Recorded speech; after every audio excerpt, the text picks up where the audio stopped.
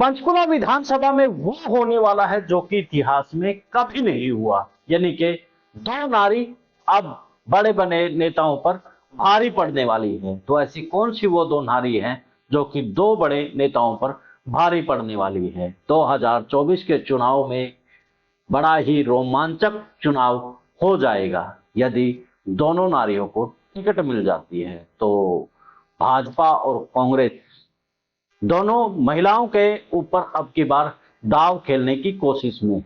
तो क्या उनको महिलाओं का जो दांव है खेलना किसे भारी पड़ेगा, किसके लिए फायदेमंद साबित होगा, इसी पर चर्चा करेंगे। चर्चा से पहले आप भी कमेंट्स बॉक्स में अपनी राय दीजिए कि पंचकूला के लिए कौन नेता बेहतर है, कौन सी पार्टी से कौन सा नेता बेहतर है। चैनल को शेयर और सब्सक्राइब और फॉलो कर लें ताकि जो भी खबर विश्व प्रेम न्यूज और हरियाणा न्यूज फ्लैश द्वारा चलाई जाए वो आप पहुंच जाए। सभी को नमस्कार, राम राम। मैं कुलदीप खंडेलवाल, दा विश्व प्रेम न्यूज और हरियाणा न्यूज फ्लैश। पंचकुला विधानसभा की बात करें तो पंचकुला विधानसभा में हाल फिलहाल ज्ञानचंद गुप्ता विधायक हैं और विधानसभा स्पीकर भी हैं, और यानी कि दोनों बार चुनाव उन्होंने जीता है। पिछली बार 2014 में अच्छे वोटों से जीता था, लेकिन 2019 के चुनाव में वो महज कुछ वोटों से जीते हैं। इसी प्रकार कांग्रेस के चंद्रमोहन की बात करें तो कांग्रेस के चंद्रमोहन भी थोड़े वोटों के माध्यम से चुनाव हार गए हैं। हालांकि पंचकुला विधानसभा में हाल फिलहाल जो चर्चाएं हैं वो चंद्रमोहन को लेकर के पॉजिटिव है कि चंद्रमोहन बिश्नोई अब की बार ज्ञानचंद गुप्ता को फाइट दे सकते हैं। लेकिन भाजपा अब की बार ज्ञानचंद गुप्ता के बजाय जो भाजपा के सूत्र बता रहे हैं, जो पंचकुला के अंदर चर्चाएं हैं उनके ऊपर हम विश्लेषण कर रहे हैं, तो वहां पर जो चर्चाएं हैं कि ज्ञानचंद गुप्ता की बजाय अब की बार नया चेहरा हो सकता है।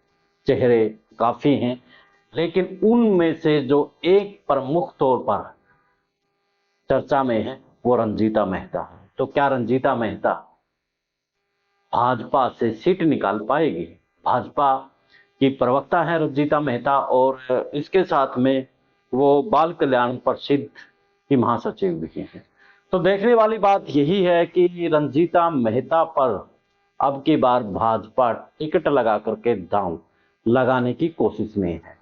और रंजीता मेहता एक तेज तर्रार भाजपा की प्रवक्ता है। इससे पहले वो कांग्रेस पार्टी में भी प्रवक्ता रही हैं और कांग्रेस पार्टी का वो पक्ष रखती थी और अब भाजपा का पक्ष रखती हैं। तो उसके साथ में चंद्रमोहन उसको फाइट दे पाएंगे रंजीता मेहता अगर मैदान में आती है।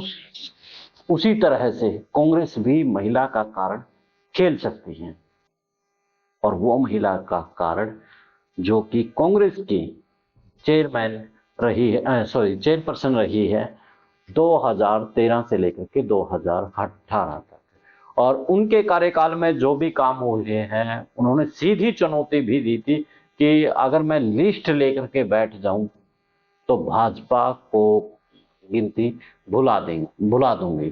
तो ऐसे में रंजीता मेहता भाजपा की तरफ से आ सकती है, तो वहीं कांग्रेस से उपेंद्र आ सकते हैं। तो देखने वाली बात यही है कि दोनों पंजाबी चेहरे हैं, और पंचकुला विधानसभा के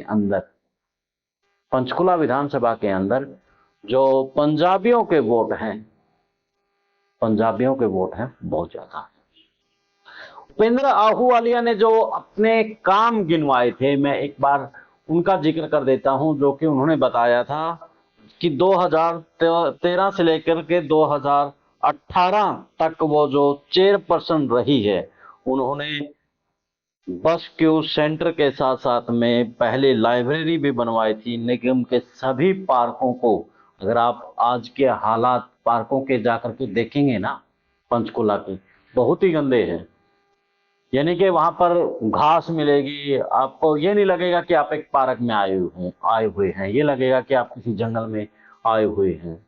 तो ऐसे पार्कों के हालात हाल फिलहाल है। तो जो जिब उपेंद्र चेयरपर्सन थी तब जो उन्होंने कहा है मैं उसके आधार पे बता रहा हूँ कि सुधार के लिए काफी काम किया गया था। सड़क की गुणवत्ता के सुधार के लिए पहली बार दिल्ली की श्री राम लैब से परीक्षण करवाया गया था, और जो यानी कि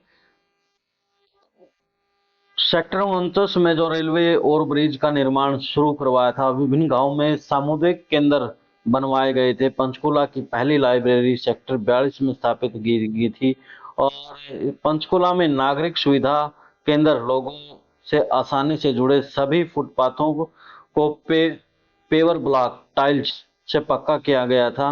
नागरिक सुरक्षा के लिए पहली बार सीसीटीवी कैमरे, जब उपेंद्र चेयरपर्सन थी तब लगवाए गए थे। और ये इसके साथ में उन्होंने विभिन्न सेक्टरों में गांव में पहली बार एलईडी लाइटें लगवाई थी। कुछ सेक्टरों में लंबे समय तक पारक समिति का गठन भी किया गया था। यानी कि वही बात है कि लिस्ट काफी लंबी है, तो आज का विश्लेषण उपेंद्र के कामों को लेकर के नहीं है, बल्कि पंचकुला में जो दो महिलाओं का कारण दोनों पार्टियां खेल सकती हैं उसके ऊपर है।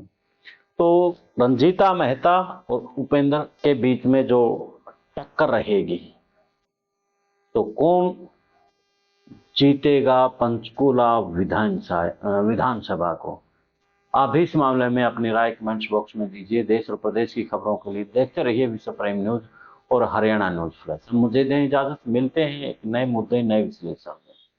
तब तक जिंदाबाद।